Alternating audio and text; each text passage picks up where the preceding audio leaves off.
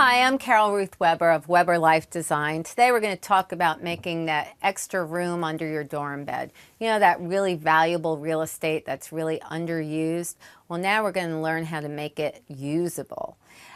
Kids have been doing this for years. They simply take an old concrete block and lift the bed up off the floor.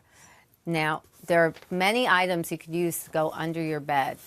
These are easily bought in any store, under the bed shoe organizers, places to stick your sweaters. They easily pull out.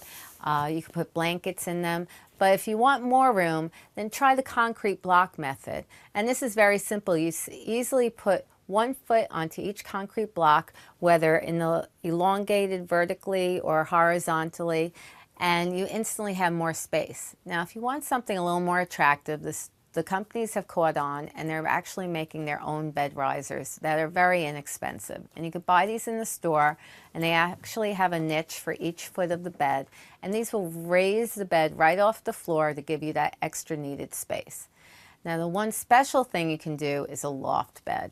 This will really pick your bed up off the floor, and you can actually create a room under your bed to use for either a futon to sit on, a little desk area, a little kitchen area, someplace to put your dresser, extra storage space for clothes. There's so many things you could do with a loft.